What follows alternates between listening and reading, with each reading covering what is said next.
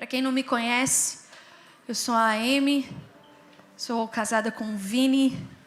Nós somos pastores lá na F-Hop, Florianópolis House of Prayer, uma igreja que tem uma base missionária, cuja a espinha dorsal de tudo que fazemos ou buscamos fazer é cultivar uma vida de oração. Não falo de um lugar onde nós alcançamos, mas como igreja estamos aprendendo com o Senhor o que é ser a igreja que ora dos últimos dias.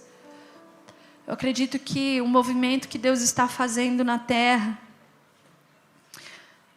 ele não tem a ver com uma tribo, ele não tem a ver com um grupo específico de pessoas.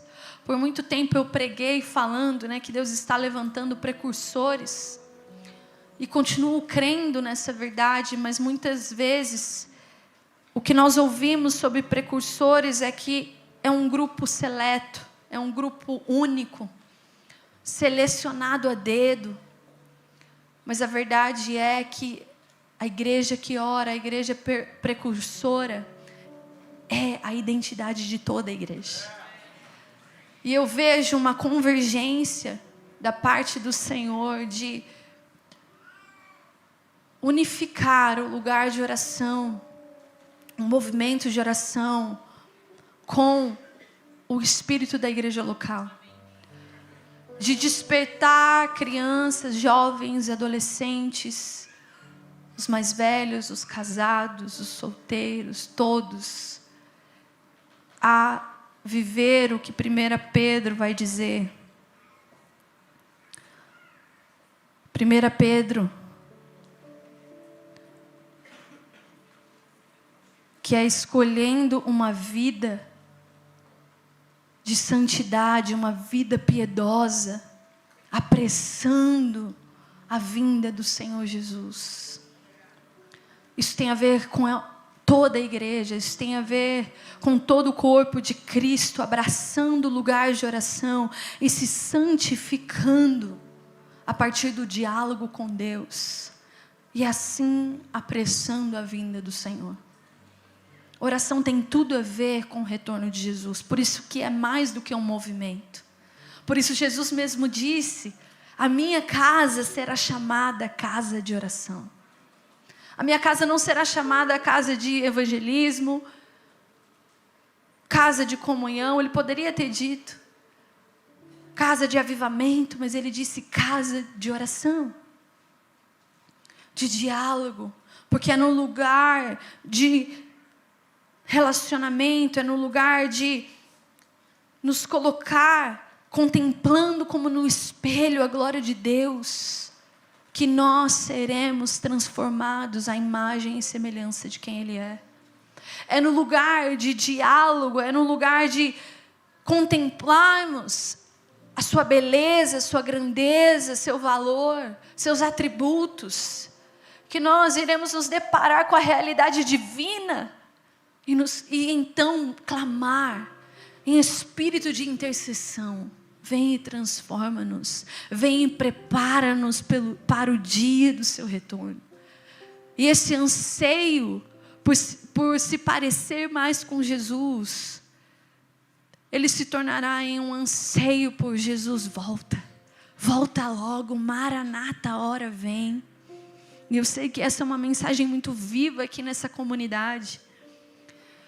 Mas algo que o Senhor tem falado muito comigo é que muitas vezes nós nos pegamos num lugar de oração e de diálogo com Deus, de intercessão, e isso é muito bom, nós abraçarmos as causas que estão no coração de Deus, nós orarmos contra o tráfico humano, nós orarmos pelos órfãos, nós oramos por avivamento, nós oramos pela unidade da igreja.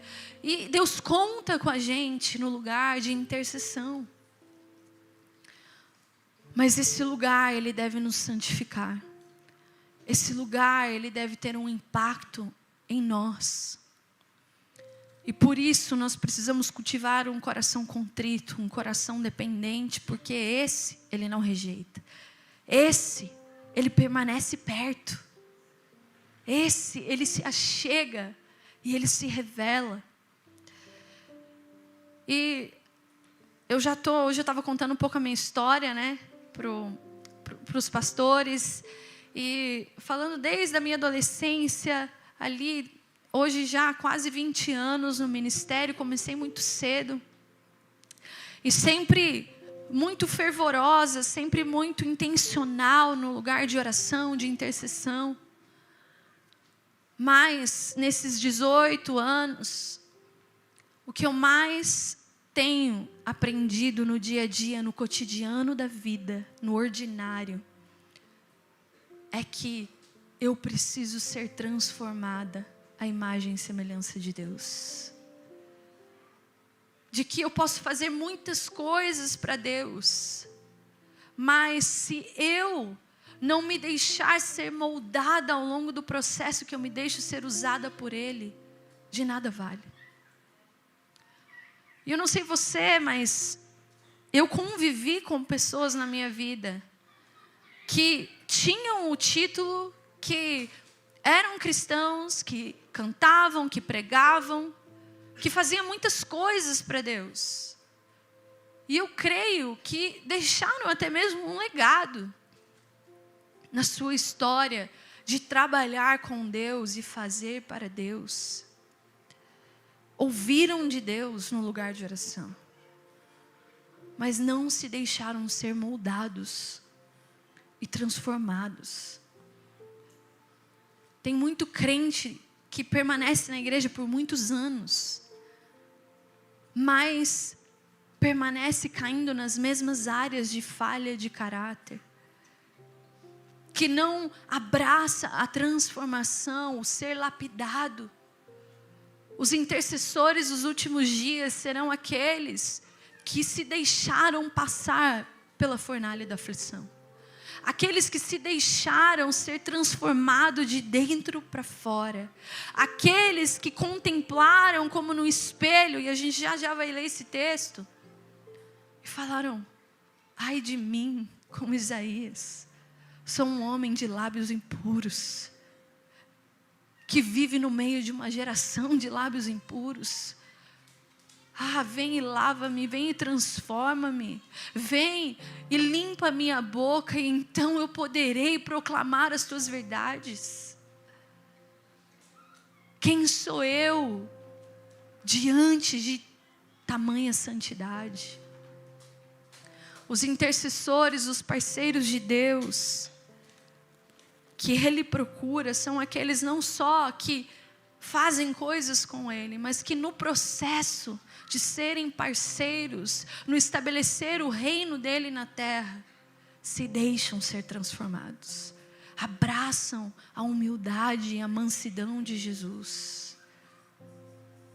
Mas para isso a gente precisa se colocar no nosso lugar, porque o perigo que nós corremos é de ter anos de vida cristã e caminhar com confiança na nossa identidade como filhos, como reis e sacerdotes.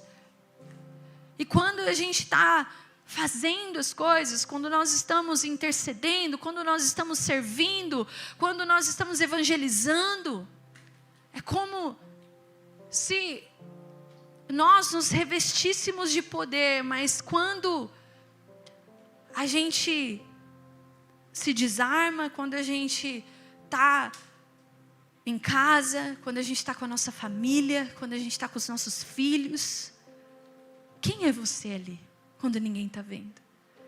Quem é você quando você está lá no seu trabalho, no cotidiano, no ordinário da vida, atendendo um telefone, servindo atrás de um balcão? É ali, no cotidiano da vida, no dia a dia, que nós abraçamos a santificação, a transformação da nossa vida.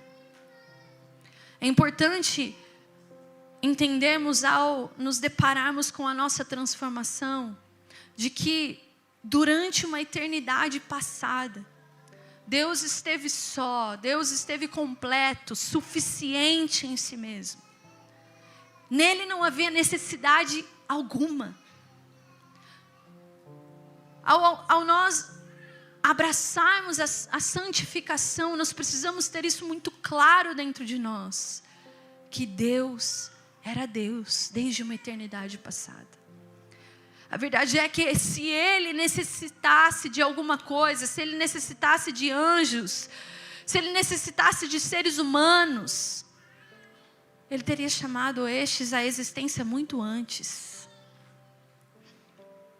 Deus não estava sob obrigação de criar nada e nem ninguém. Criar os céus e a terra e tudo o que nela existe foi um ato puramente soberano da parte de Deus. Quando nós olhamos para Gênesis, quando nós olhamos para a forma com que Deus criou todas as coisas, Gênesis capítulo 1, quando ele fala que a terra era sem forma e vazia, e ele disse, haja luz. A luz que brilhou ali, no versículo 2, é o próprio Deus se manifestando. A palavra no original ali é a Shekinah de Deus. É o próprio Deus se descortinando a tudo que então haveria de ser criado. É somente no dia seguinte que ele cria todas as outras coisas ali no segundo, terceiro dia. A própria luz que iluminaria o dia, quando criou o sol, e a lua que iluminaria a noite, veio depois do próprio Deus se manifestar. O que isso nos fala? Que na sua independência, Deus estando completamente suficiente em si mesmo, ainda assim, Ele decidiu se revelar a toda a ordem criada. Ele decidiu manifestar a sua glória. Eu não sei você, mas quando eu penso nisso, eu penso num Deus generoso. Eu penso num Deus extremamente bondoso. Quando nós meditamos em Provérbios capítulo 8, nós vamos ver a descrição da sabedoria de Deus que estava lá desde o princípio. Quando Ele disse aos mares, até aqui não mais, a sabedoria de Deus estava lá. Quando Ele levantou os montes, a sabedoria estava lá. Quando Ele posicionou as estrelas no seu lugar, a sabedoria estava lá. E segundo teólogos, a sabedoria de Deus pode se referir à segunda pessoa da Trindade, ou segundo a João, capítulo 1, o verbo que estava lá. O verbo que estava com Deus. O verbo que era Deus. E no versículo 30 e 31 de Provérbios 8, ele diz, eu estava ao seu lado. Eu era o seu arquiteto dia a dia. Eu era o seu prazer. Eu me alegrava continuamente com a sua presença. Isso significa que Deus estava plenamente satisfeito em si mesmo.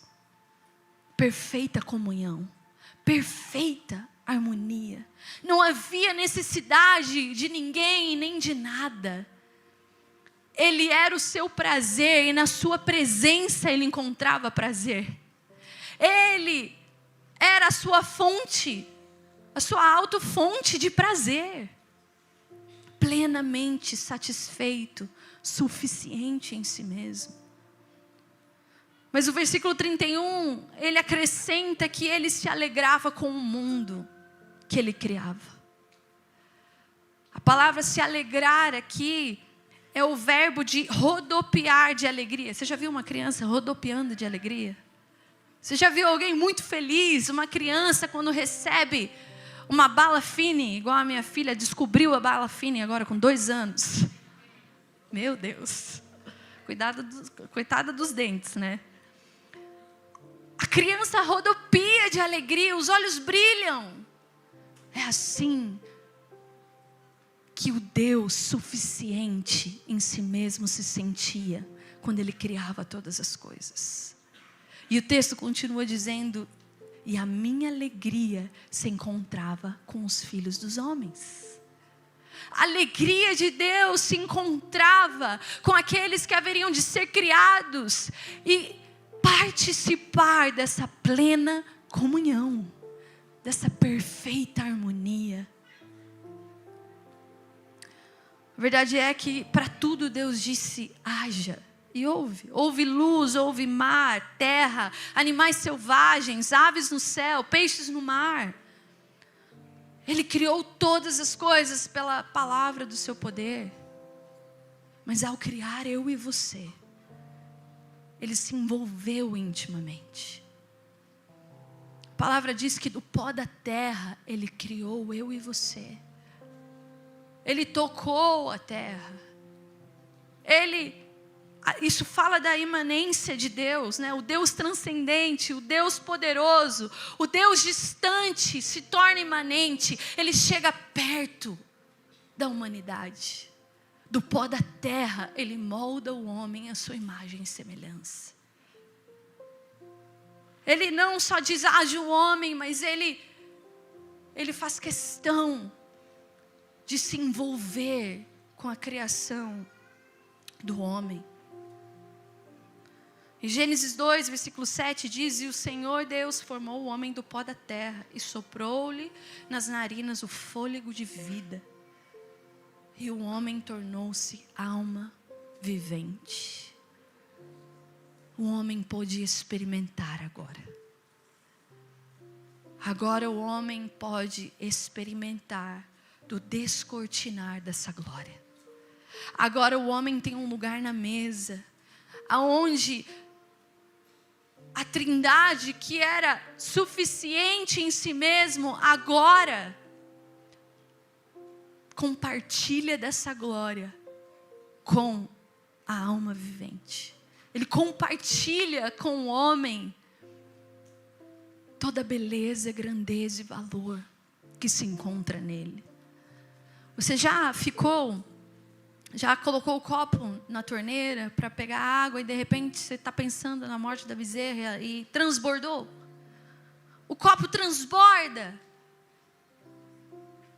É isso que aconteceu quando Deus criou eu e você.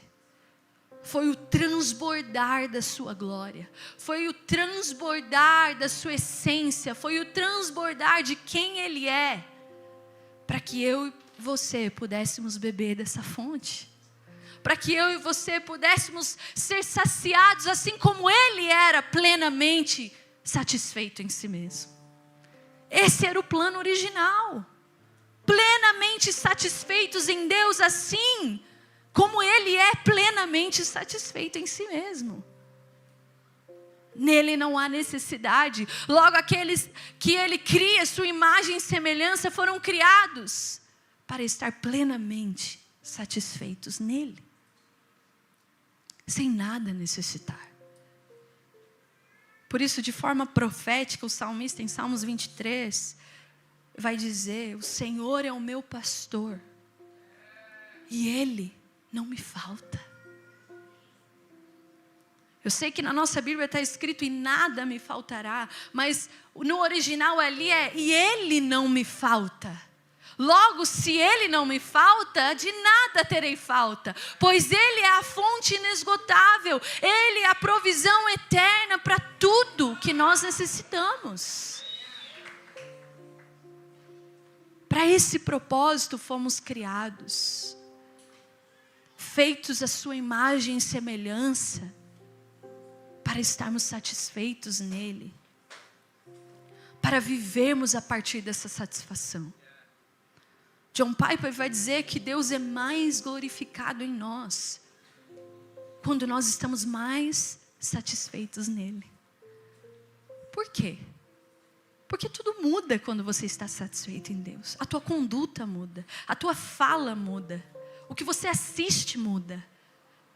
Com o que você gasta o seu tempo muda. A forma com que você trata o teu patrão muda. A forma com que você trata o teu irmão, o teu inimigo. Tudo muda quando você está satisfeito nele. Porque a satisfação em Deus, ela cultiva a gente nesse lugar de dependência. Por isso que a droga, ou todo aquele que é dependente químico, a droga tem esse poder, ela torna a pessoa dependente, onde ela quer continuar voltando para aquela fonte de prazer momentâneo. Mas esse prazer, ou essa sede, né, por satisfação foi plantada em nós, quando fomos criados à sua imagem e semelhança para ser plenamente satisfeito em Deus. Para que então nós vivêssemos de maneira que agrada o Senhor. Aquele que está plenamente satisfeito em Deus, neste homem, nessa mulher, Deus é glorificado. E eu não sei você, mas é muito difícil viver isso aqui, na prática, no dia a dia, no meu casamento, no dia que eu estou com raiva, no dia que eu estou estressada, no dia que eu estou sem paciência, no dia que eu estou de TPM. É ou não é verdade? É difícil. Mas esse é o chamado de Deus para nós. Porque quando Deus nos criou a sua imagem e semelhança, Ele não só nos criou para estarmos plenamente satisfeitos nele, mas para que nós viéssemos glorificar a Ele, sendo a representação dele na terra. O homem foi criado para ser a sua imagem e semelhança. Homem e mulher igualmente feitos à imagem de Deus.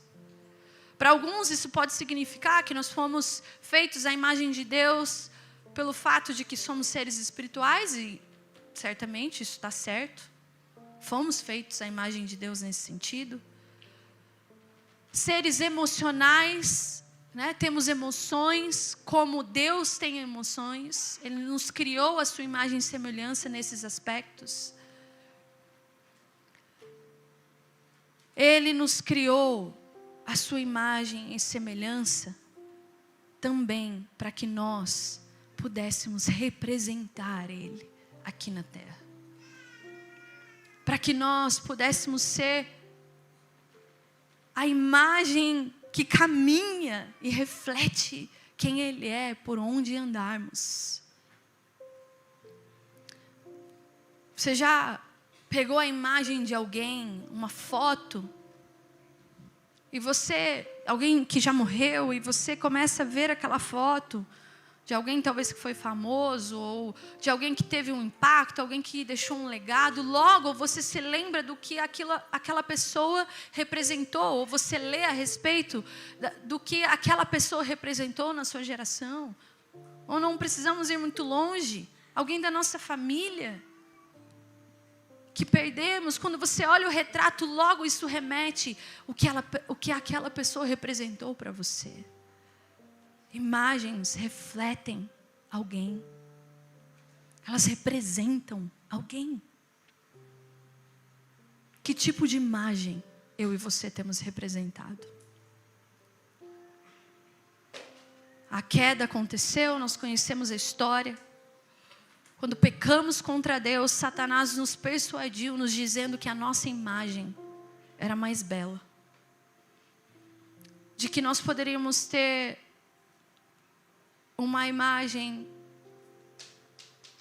independente de Deus, não dependente dele. E de repente nós passamos de refletir a Deus para refletir a nós mesmos.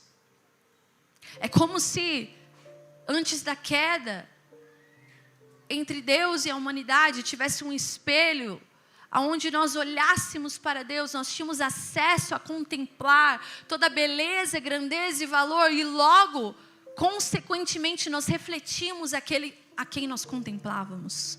Mas como Paulo vai dizer, nós fomos destituídos da glória de Deus. É como se esse espelho virasse e nós não pudéssemos mais olhar para ele. Nós não podíamos mais contemplar tamanha glória.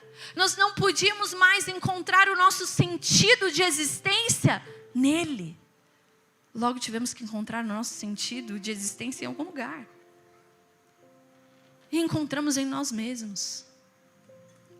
Nos tornamos seres autossuficientes. Gênesis capítulo 3, versículo 9 ao 11. E chamou o Senhor Deus a Adão e disse: aonde estás? E ele disse: eu ouvi a tua voz soar no jardim e eu temi, porque estava nu. E então eu me escondi. E Deus disse: quem te mostrou que você estava nu?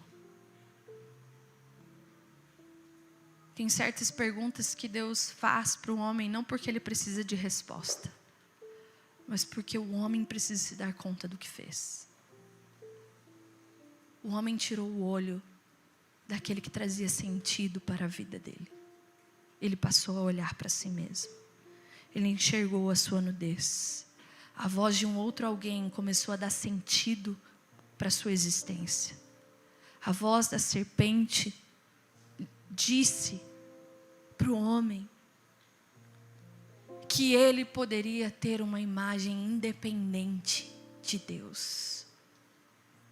Ali, a nossa conexão com o Criador foi cortada. Mas aí vem Jesus em forma de homem. Ele reflete a imagem do Deus invisível. Ele faz possível que nós pudéssemos enxergar a glória de Deus novamente. Agora, o primeiro Adão caiu, mas o segundo Adão permaneceu firme, constante, encontrando a sua identidade no Pai, aonde ele só fazia o que via o seu Pai fazer, só falava o que ouvia o seu Pai falar, plena comunhão, plena satisfação no Pai. Não bebeu de outras fontes, mas permaneceu glorificando a Deus, estando plenamente satisfeito nele. Ele foi o perfeito exemplo. Ele disse a Filipe, em João 14, quando ele perguntou ao Senhor: mostra-nos o Pai, e isso nos basta. E Jesus responde: quem vê a mim, vê o Pai. Eu sou a imagem do Deus invisível. Contemplem a mim, e vocês contemplarão o Pai. Tenham comunhão comigo, e vocês terão comunhão com o Pai. Cristo, a imagem do Deus invisível, que reflete o Pai para toda a humanidade. O espelho vira de novo. E agora nós contemplamos no Filho. E ali nós encontramos plena satisfação. Ali nós encontramos satisfação para o nosso coração, propósito de existência, sentido para a nossa existência. Ele não só é a imagem do Deus invisível, mas Ele é o primogênito de toda a criação. O que isso significa para mim e para você? Significa que Ele é o primeiro a partir da nova criação. A partir do segundo Adão. Agora, Ele é aquele que reflete o Pai e torna possível que eu e você venhamos refletir o Pai. Plenamente satisfeitos nele, agora glorificando Ele, sendo a sua imagem e semelhança.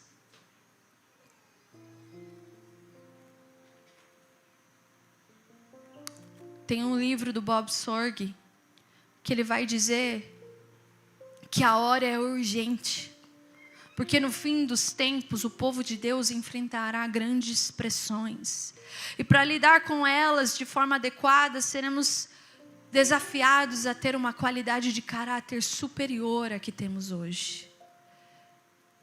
Essa que é o nosso cristianismo confortável, cultural, convencional e superficial. Haverá um dia em que a terra será espremida. E os servos e as servas de Deus, os precursores, os intercessores dos últimos dias, serão aqueles que foram testados em ser a imagem e semelhança de Deus. Não só saberemos como orar, como pedir ao Pai, mas nós estaremos vivendo uma vida de santificação com intensidade, porque queremos a volta de Jesus.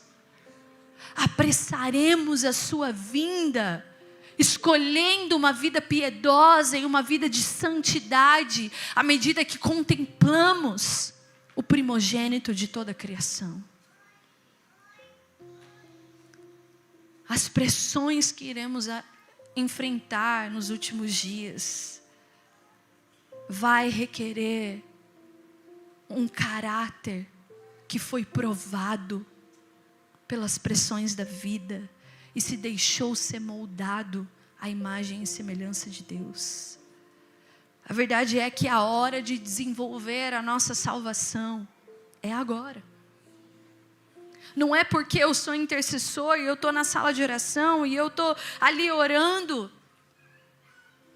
os pesos do coração de Deus que eu estou isento de passar pela fornalha da aflição, passar pelo ser transformado e moldado à imagem de Deus.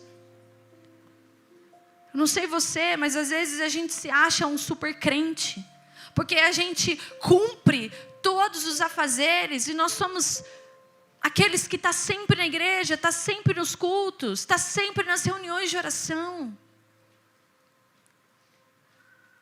E eu ouvi esses dias de um líder de louvor, ele falou para mim: Emi, como é que vocês da F-Hop, vocês lidam, né, com a vaidade, com a comparação, né, tudo que vocês estão vivendo como líderes de louvor? E daí eu falei: cara, a sala de oração é esse lugar que molda o nosso coração. Daí ele falou uma coisa interessante, ele falou: Emi, eu acredito que estar diante de Deus nos humilha. Estar diante de quem Deus é e contemplar quem Ele é, nos humilha.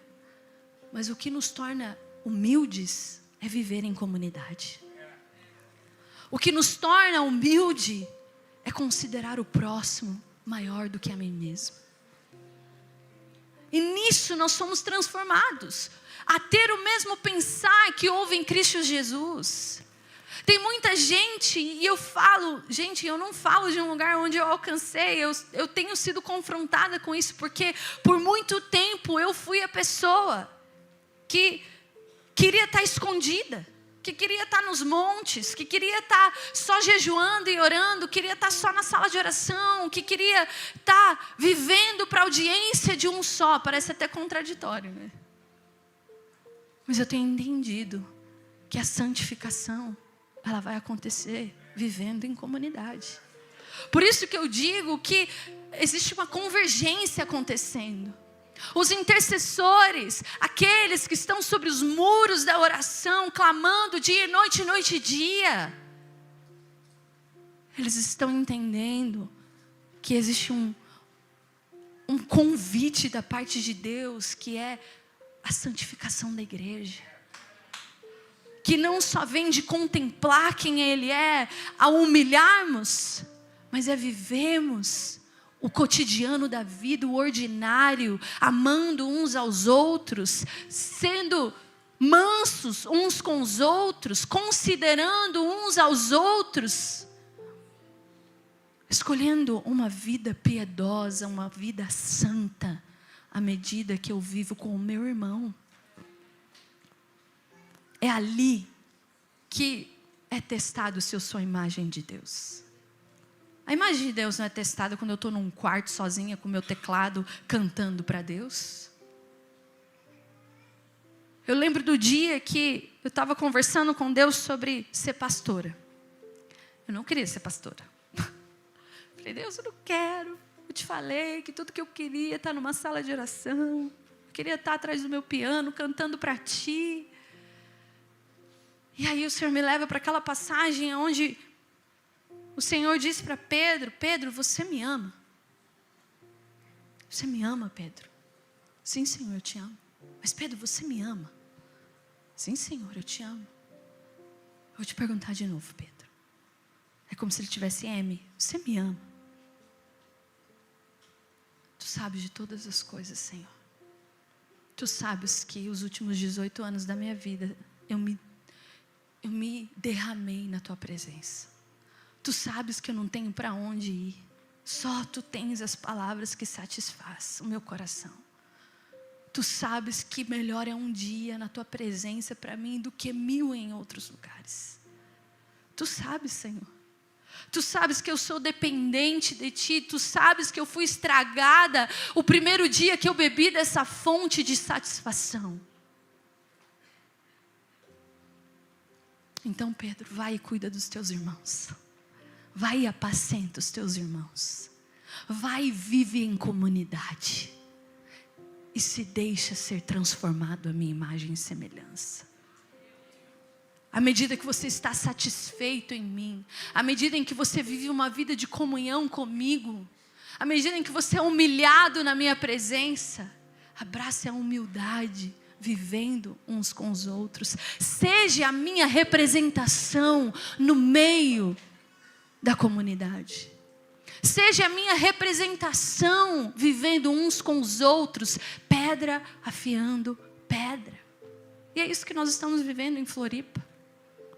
E olha que tem pedra afiando pedra lá. Todo dia. E não é fácil. E a gente está dia após dia se batendo. Mas esse é o propósito de Deus. Ele é um Deus de comunhão. Perfeita comunhão na Trindade. Que do derramar, que do transbordar dessa perfeita comunhão, eu e você viemos à existência. Em 2 Coríntios, capítulo 3, eu vou terminar com esse texto. Paulo está falando sobre a nova aliança com a igreja de Coríntios. Ele está tentando mostrar para a igreja de Corinto, de que agora existe uma nova forma de viver. Você não só recebe instruções, você não só recebe ordens da parte de Deus, mas agora existe uma nova forma de viver, contemplando e refletindo. Contemplando no lugar de comunhão e refletindo em comunidade. Contemplando no lugar de oração e vivendo o que você contempla em comunidade. Agora, vocês são nova criatura.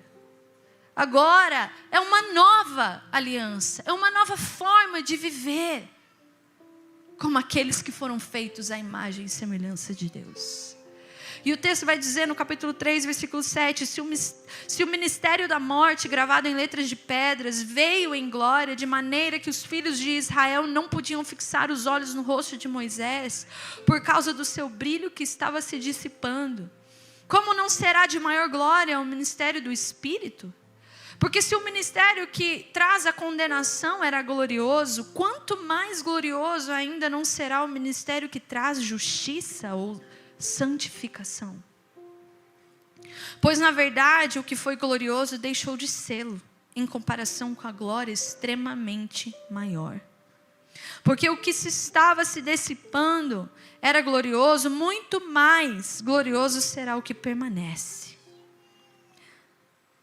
E aí ele descreve, Moisés, quando escondia o rosto, aí no versículo 17, no versículo 16, contudo, quando um deles se converte ao Senhor, o véu é retirado. Moisés aparecia com o véu, para mostrar que eles não eram dignos de contemplar nenhum resquício da glória de Deus. Mas agora Paulo está falando, aqueles que se convertem a Cristo Jesus, agora não tem mais véu. Não tem mais indignidade, não existe eu sou indigno de contemplar e só receber ordens. Agora, aonde o Espírito de Deus está, a liberdade. Onde está o Espírito de Deus? Está em nós. mas Ele se manifesta no nós. Ele habita em mim, mas Ele se manifesta em nós. As cartas de Paulo, é muito interessante quando você estuda, principalmente o livro de Efésios, você vai ver que a formação da igreja, tudo está no plural, está em nós. Sejamos cheios do Espírito juntos como igreja. Venhamos nos submeter ao Espírito. Quando Paulo está falando ali sobre ser cheio do Espírito, à medida em que exortamos uns aos outros por meio de salmos, hinos e cânticos espirituais, ele está falando, se submetam ao Espírito em comunidade.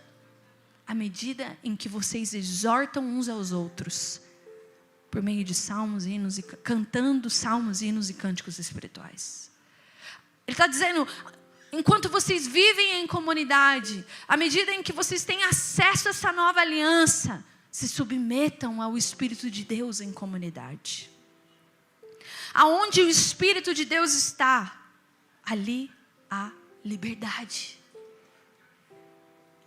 O que isso significa para mim e para você? Que a antiga aliança, ela era gloriosa porque ela proporcionava perdão. Certo? A lei foi dada, o homem não conseguia alcançar, viver à altura da lei. Ele pedia perdão, expiação era feita em nome do pecado do povo. Levava lá um animal, bonitinho e tal. Deus recebia, o povo recebia perdão. Ufa, estou bem com Deus. Só que terminava ali. Aí o povo ia e pecava de novo. Fazia de novo, e de novo, e de novo. Só que agora na nova aliança, ela não só nos proporciona perdão pelos nossos pecados, mas ela nos proporciona poder para caminhar em retidão. Ela nos proporciona poder para sermos transformados à imagem e semelhança de Deus. À medida em que contemplamos, nós podemos refletir aquele que é puro, aquele que é santo. E essa é a jornada da santificação. É o que Paulo vai dizer quando ele fala que nós fomos justificados pela cruz, estamos sendo santificados e seremos glorificados naquele dia. O que isso significa? Que eu sou salvo, eu fui salvo, eu estou sendo salvo e eu serei salvo naquele dia. A salvação, ela é um processo, ela é minha pela fé hoje, aqui, agora. Eu estou sendo salvo pela fé à medida que eu abraço a santificação e eu serei salvo naquele dia. Eu olharei para Ele e saberei quem eu sou, pois eu serei semelhante a Ele. É isso que João vai dizer, acho que é 1 João 3. Somos filhos de Deus, certamente somos, mas ainda não se manifestou quem haveremos de ser. E ali João está falando sobre nós recebemos corpos glorificados. Que naquele dia, quando Ele aparecer, nós saberemos quem nós somos, pois seremos semelhantes a Ele. Fomos perseverantes até o dia em que Ele nos der corpos glorificados. Só que aí Ele termina, todo aquele que nisso espera, purifica a si mesmo assim como Ele é puro. Todo aquele que nisso espera o dia da nossa glorificação, abraça o processo da santificação aqui hoje, vivendo em comunidade. Isso é o que a nova aliança proporciona para mim e para você. E ele termina no versículo 18. Mas todos nós, com o rosto descoberto, refletindo como num espelho a glória de Deus, somos transformados de glória em glória. Fala comigo, de glória em glória. Na mesma imagem que vem do Espírito do Senhor. Na mesma imagem de Cristo Jesus. Todos nós. Isso significa que isso não é algo para quem está com o microfone na mão. Isso não é para um grupo elite de missionários intercessores. Isso não é para um grupo elite de precursores dos últimos dias. Isso é para todos nós que tivemos o rosto descoberto. Ele está falando do corpo. Todos nós que tivemos as escamas caindo ao chão. Todos nós agora temos acesso. Hebreus, capítulo 10. Portanto, irmãos, temos plena confiança para entrar no Santo dos Santos, pelo sangue de Jesus, por um novo e vivo caminho que Ele nos abriu por meio do véu, isso é, do seu corpo. Sendo assim, aproximemo-nos de Deus com um coração sincero e com plena convicção de fé. Acheguemo-nos, aproximemo-nos de Deus com um coração sincero, com um coração dependente, com plena convicção de fé, que aquele que começou a boa obra em nós, Ele é fiel para cumprir. Ele é fiel para nos transformar. E aqueles que chegam perto são aqueles que contemplam. E todos nós, com o rosto descoberto, contemplamos como num espelho. E eu já estou acabando. Quando Paulo está falando de espelho aqui, não é o espelho que você tem na sua casa. Sabe aquele que você vê o amarelo da espinha? É bom aqueles espelhos redondinhos, né? Que a gente vê os cravinhos e tal. Não é esse espelho que Paulo estava falando. Porque no contexto ali, do tempo de Paulo, o espelho, ele era o fundo de uma panela mal areada. Ele era o reflexo como de um rio verde. Meio sujo, meio limpo. Você olhava, você via mais ou menos. Esse era o espelho daqueles dias, culturalmente falando. E Paulo está falando para eles, por mais que vocês olhem e vocês não enxerguem muito bem, e aí vocês olham mais uma vez, e daí parece que você conheceu, mas aí parece que isso gerou perguntas. É isso aí mesmo. Continue contemplando. Continue observando o caráter deste que é a imagem e semelhança de Deus. Cultive uma vida de oração, de diálogo com Deus, conhecendo quem Ele é. E então reflitam, porque o texto vai dizer, com o rosto descoberto, refletindo como num espelho. Contemplem e reflitam. Só reflete quem contempla. Só reflete quem contempla. O que é que nós temos contemplado? E o que é que nós temos refletido? O que é que tem sido o objeto da nossa afeição? E o que é que temos refletido vivendo em comunidade? O que é que temos refletido no nosso trabalho, na nossa faculdade, na nossa escola? O que é que temos refletido com o nosso irmão? É tempo de nos arrepender. É tempo de pedir que o doce Espírito Santo nos ajude a sermos a imagem de Deus.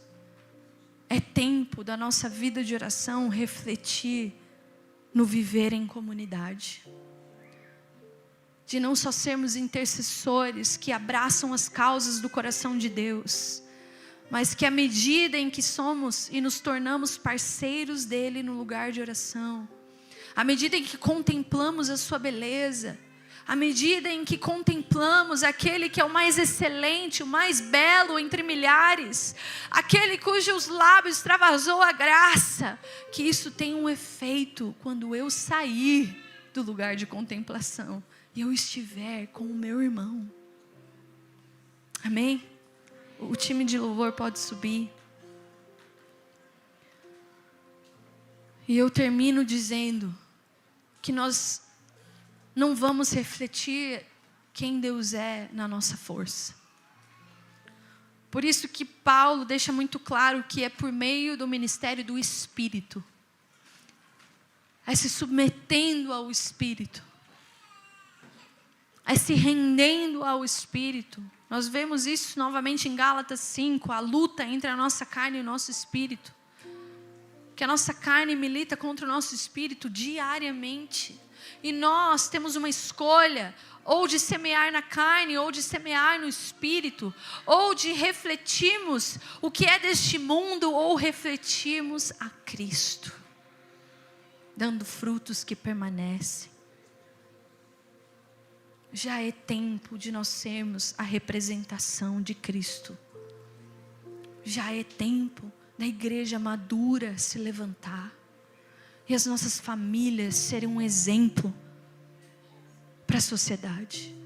Os nossos casamentos serem um exemplo para os casamentos lá fora. Hoje em dia você olha, você não vê diferença. Hoje tem mais divórcio dentro da igreja do que fora da igreja. Talvez porque paramos de contemplar. E logo não estamos refletindo aquele que deveríamos refletir. Amém? Jesus tornou isso possível. Em João versículo 17. Jesus ora por nós. Oração sacerdotal de Jesus. Ele poderia ter orado por inúmeras coisas, mas ele ora pelos seus, pelos discípulos e por aqueles que haveriam de crer. E ele ora: Pai, eu oro para que o Senhor não os tire do mundo. Eu oro para que o Senhor não os tire da sociedade. Eu oro para que o Senhor não os coloque num monte, como é que chama? Monastério? É esse negócio aí. Não coloque eles lá escondido. Não oro para que o Senhor faça isso, mas eu oro para que o Senhor os preserve no mundo. Eu oro para que o Senhor os preserve no trabalho. O Senhor os preserve na sociedade. O Senhor os preserve aonde eles estiverem.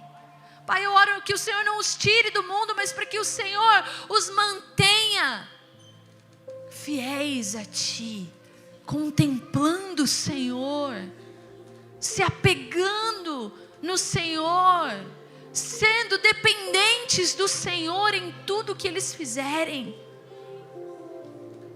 Preserve-os no mundo, sendo a sua imagem e semelhança. Preserve-os no mundo, mantendo eles satisfeitos em Ti. E daí, no versículo 24, Ele nos dá como que essa preservação se dá. Ele diz: Pai, eu desejo que aqueles que me dessem estejam comigo onde eu estou. Para que eles contemplem. Fala, contemplem a minha glória. Que eles contemplem, porque só reflete aquele que contempla. Ah, Pai, eu te peço que eles estejam onde eu estou. Que eles contemplem o meu caráter, que eles contemplem os meus atributos, que eles contemplem quem eu sou, e assim eles possam refletir quem nós somos. Pois como o mundo conhecerá? Como o mundo saberá que o Senhor me enviou, se não por meio deles? Ah, Pai, que eles estejam comigo aonde eu estou, que eles contemplem a minha glória. A glória que me destes antes da fundação do mundo. Que eles contemplem, que eles participem dessa comunhão e vivam a partir dessa comunhão. Construam família a partir dessa comunhão. Sejam sábios no trabalho, nas suas funções terrenas, a partir desta comunhão.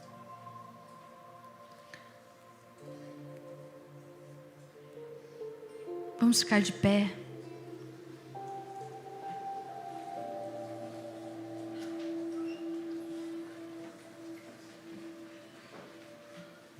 Que a gente possa responder ao Senhor nessa noite. fazendo um compromisso com Ele.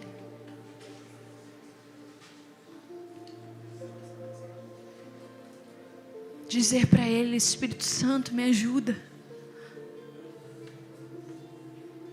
Me revela o segundo Adão. Dá-me a conhecer as coisas escondidas em Deus. Porque esse é o Espírito Santo que nos foi dado, aquele que nos daria a conhecer tudo que estava oculto desde uma eternidade passada em Deus. Estas quais Deus quis dar a revelar aos gentios.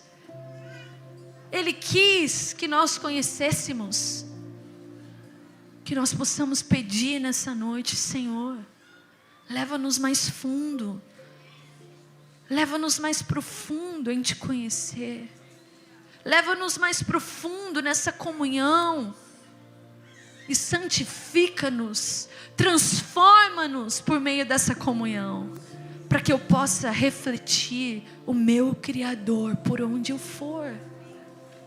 Que eu seja o reflexo do meu Criador na minha casa, no meu casamento, na minha família, na criação dos meus filhos, com os meus amigos, com os meus inimigos, com os meus colegas de trabalho, com os meus colegas de ministério. Já é tempo de nós encontrarmos a liberdade que Cristo conquistou na cruz por nós, para recebermos o poder para caminhar em retidão. Então, enquanto nós cantamos essa canção, que você possa dialogar com o Senhor. Eu nem vou chamar para vir aqui à frente, porque eu acho que esse é um apelo que é para todos nós, é para mim, é para o Farley, é para todos nós. Ninguém aqui graduou em ser a perfeita imagem e semelhança de Deus. Nós estamos no processo. E eu não sei você, mas eu quero chegar no fim desse processo dizendo: eu sou semelhante a Ele. Eu olho para Ele e eu vejo que eu sou semelhante a Ele. Valeu a pena o processo da santificação. Valeu a pena não fazer justiça com o meu próprio braço naquela circunstância aonde falavam mal de mim. Valeu a pena não buscar o meu próprio direito. Valeu a pena ser humilde, ser manso, dar o outro lado da face. Valeu a pena escolher o estilo de vida do Sermão do Monte. Valeu a pena considerar o meu próximo acima de mim mesmo. Valeu a pena amar o Senhor de todo o coração, alma, mente e força. Valeu a pena. Parecia que eu estava desperdiçando, mas na verdade eu estava ganhando. Ele mesmo disse que todo aquele que tentar salvar a sua vida, todo aquele que tentar reter, esse perderá a sua vida. Mas aquele que der tudo, aquele que ceder tudo, aquele que perder a sua vida por causa de Cristo, esse encontrará lá no final. Existe uma vida nos esperando, uma vida de eternidade, conhecendo e prosseguindo em conhecer a Deus. Mas começa desse lado da eternidade, escolhendo uma vida de santificação. Amém? Então, enquanto nós cantamos, feche seus olhos e fale com o Senhor.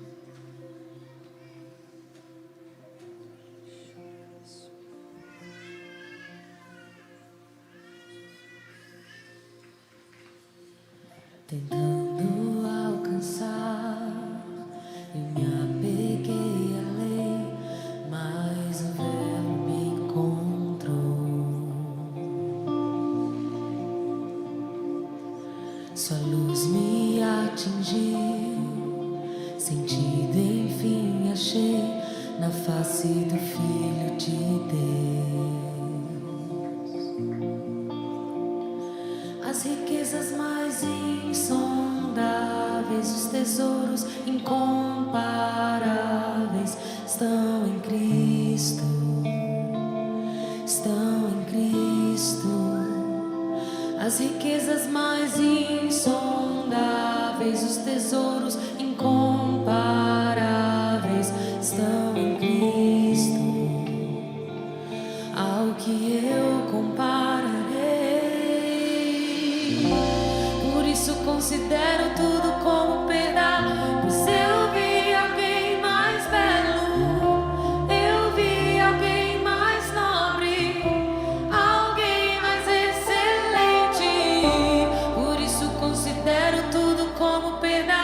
pois eu vi alguém mais belo, eu vi alguém mais nobre, alguém mais excelente.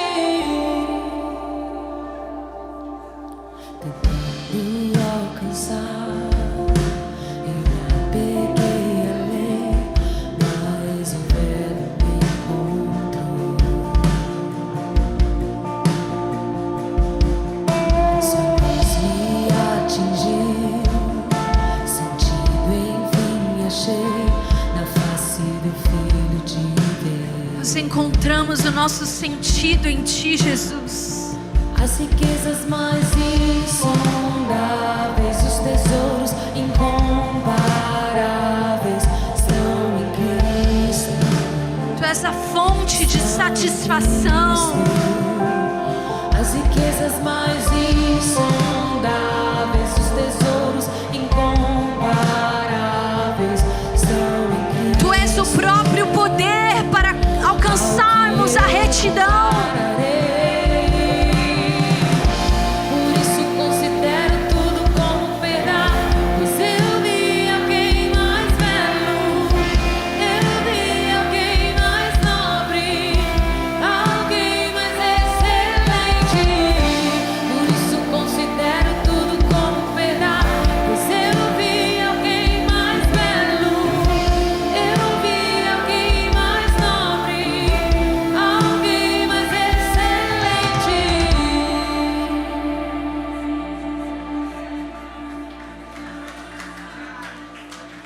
Eis o Cordeiro de Deus. Eis o Cordeiro de Eis Deus. o Cordeiro de Deus. Sejam semelhantes Eis a o Ele. Cordeiro de Deus. Aprendam Nele dele. eu tenho tudo. Aprendam daquele que é humilde, manso, tardio em irar-se, cheio de amor e bondade. Eis o Cordeiro de Deus.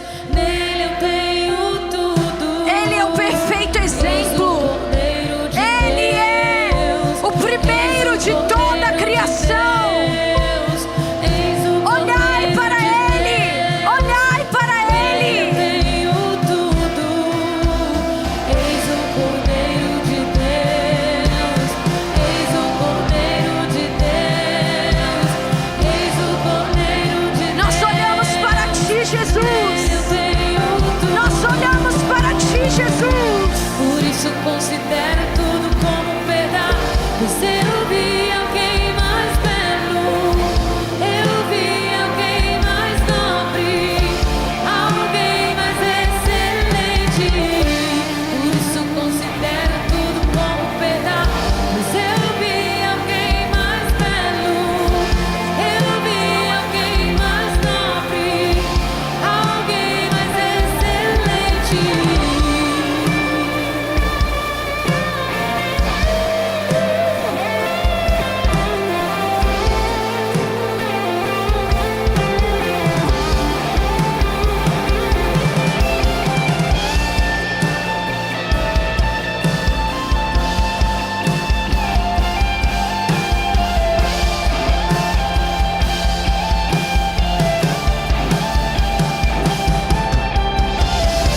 Por isso considero tudo como perda, pois eu vi alguém mais belo, eu vi alguém mais nobre, alguém mais excelente.